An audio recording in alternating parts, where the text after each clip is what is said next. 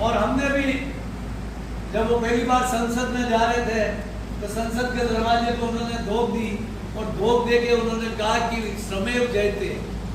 तो हमें भी ताज्जुब हुआ कि देश का प्रधानमंत्री सत्यमेव जयते के साथ श्रमेव जयते की बात कर रहा, ये जरूर मजदूरों का भविष्य बदलेगा।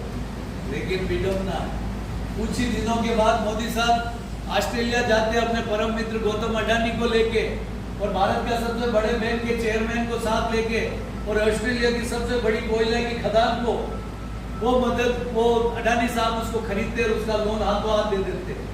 और थोड़े दिनों में ये पता लगता है कि जो रेलवे, चाहे एयरपोर्ट, चाहे बंदरगाह, चाहे बिजली, चाहे सीमेंट, ये सब अडानी खरीदता जा रहा है। ये पर्दे के पीछे सरकार का हाथ है। और अपने उद्योगपति मित्र को ताकत देने के लिए हमारे यूनियन के सलाहकार गौतम जी आमेटा साहब भी पधारे, उनको भी मैं कहूँगा कि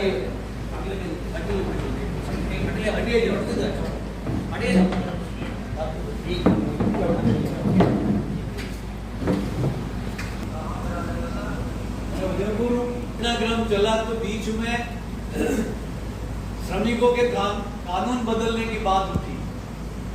जब कानून को बदलने की बात उठी तो हम मजदूरों के ट्रेड यूनियन ने, भारत के सारे ट्रेड यूनियनों की एक ज्वाइंट कमेटी बनी जिसके रेड्डी साहब संयोजक है। उन्होंने कहा कि बच्चा जब रोता है तो माँ दूध देती है और बच्चा जब हंसता और खेलता तो दो भी उसको मुंह में क्या दूध ठूसती है क्या? जब मजदूरों ने, हमने कोई आवाज ही नहीं उठाई और हमने मांग ही नहीं कि कानून को बदलो, तो बिना बात ही सरकार कानून क्यों बदल रही? इस कानून के बदलने में संदेह प्रकट हो रहा है, इसमें शंका प्रकट हो रही है कि ये कानून मजदूरों के लिए नहीं बदले जा रहे, ये मालिकों को फायदा देने के लिए बदले जा रहे हैं। और इसके लिए हमने 2-3 बार राष्ट्रीय स्ट्राइक की, लेकिन मोदी साहब को कोई परवाह नहीं, क्यों अपने मित्र को मदद करना चाहते हैं। और ये लेबर कोड के नाम से काले कानून इस देश में लागू कर दिए। अब ये लेबर कोड लागू होने की वजह से जो आज 100 आदमियों के ऊपर किसी एक आदमी की भी नौकरी निकालना मुश्किल होता था, उसको राज्य सरकार से अनुमति लेनी पड़ती थी। अब 300 मजदूरों के नीचे वो किसी को भी निकाल सकता, मालिक उसको पावर मिल गया कोई परमिशन लेने की। आज उद्योग को बंद करना, नौकरी से निकालना, छट्टी करना, लॉकआउट करना, तालाबंदी करना, ये सारे अधिकार उसको दे दिए। वो कुछ उसको गवर्नमेंट का कोई श्रम विभाग उसको पूछ नहीं सकता। और दुर्भाग्य की बात है, जो 300 आदमी के नीचे भारत के 97% उद्योग आ रहे हैं, यानी कि भारत का 97% ट्रेड यूनियन मूवमेंट यूनियन खत्म करने की साजिश हो रही है। और विडम्बना देखिए, अब मालिकों को लाभ देने के लिए अब उन्होंने 8 घंटे की ड्यूटी को 12 घंटे कर दिया। अब उन्होंने जो महिला श्रमिक या काम करती थी वो डे शिफ्ट में आती थी, उनको दिन की शिफ्ट में लगाया जाता था कि रात को उनके साथ कोई दुराचार नहीं हो। अब उनको तीनों शिफ्टों में लगाने की छूट दे दी गई। और शॉप एक्ट जो होता है, जो हमारे बाजार में जो दुकान, शॉप, शोरूम जो होते हैं, उसमें भी ड्यूटी के घंटे फिक्स थे। अब उन्होंने ड्यूटी के घंटे हटाकर जब चाहो जितने घंटे दुकान खोलो और मजदूर वहां कर्मचारी काम करे, उसको कितने घंटे नौकरी दो, 12 घंटे तक उससे काम करवा दो। यानी कि सारा परिवर्तन कर रहे हैं। और जो हमको हड़ताल का एक अधिकार मिला हुआ था, जो हमारा संविधान में मौलिक अधिकार है, उस अधिकार को छीन लिया। अगर स्ट्राइक करेंगे आप तो उसमें आपको सजा और जुर्माना का प्रावधान है। इस तरीके से ये काले कानून लाकर, जो आज मैं गौरव जी आपको बताना चाह रहा हूँ, जो हमने जीवन में, वैसे मैं इस मजदूर आंदोलन में मेरे पास 17-18 मुकदमे लगे हैं, मैं 7-8 बार जेल में गया हूँ, लेकिन वो लड़े हम लड़े तो हमने लड़के जीत के हक को हासिल करके मजदूर को दिलाया। लेकिन ये लड़ाई ऐसी है जिसमें सरकार और उद्योगपति दोनों मिलकर मजदूर आंदोलन को खत्म करना चाहते हैं। इस देश से ट्रेड यूनियन को मिटाना चाहते हैं। 97% 300 से नए नीचे जो उद्योग है, लघु कुटीर उद्योग, स्मॉल स्केल इंडस्ट्री, वो सारी खत्म करके ट्रेड यूनियन को और मजदूरों का शोषण करने के लिए उनको छोड़ दिया जाए। ऐसी परिस्थिति में ये मजदूर दिवस के पूर्व आज ये जो मेरी कर्मभूमि में जो मीटिंग आयोजित हुई है, मैं आपको संकल्प दिलाता हूँ विश्वास के साथ आपको खड़ा होना पड़ेगा। आपके अपने हक और हकूक के लिए हमारा जीवन तो गुजर चुका है, हम 65-66 को पार कर चुके हैं, लेकिन आपकी पीढ़ियों को आपको जवाब देना पड़ेगा और आपको एकता बनाकर आपकी आवाज को उठाना पड़ेगा। और ये आपकी एकता और आवाज हर उद्योग में हर मजदूर को अपने परिवारों के साथ सड़क पे आना पड़ेगा। जब जाके सरकार सोचने पे विवश होगी इतने मजदूरों के पीछे इतने परिवार है, बाल बच्चे बुजुर्ग ये सब है, तो उनको वोटों की फसल पे जब उनको आंच आती हुई नजर आएगी तब वो कदम पीछे हटाएंगे, क्योंकि ये वोटों के सौदागर हैं। उनको वोट प्राप्त करने के लिए वो कुछ भी कर सकते हैं।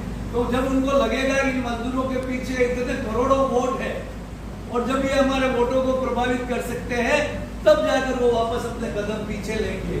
तो आने वाले समय में केवल इस यूनियन ऑफिस में बैठ के मेरी बात को सुन के इधर सुना इधर निकालना नहीं, मेरी बात को जहां आप गांव में बैठते हो, इस चौपाल में, परिवार में, जहां उठते बैठते हो, बाजार में, यार में, दोस्तों में, ये चर्चा करो, ये वातावरण में बात चलाओ कि इस तरीके से जो पुरानी सरकार ने जो हमारे पक्ष में कानून बनाए थे वो बदल दिया गया।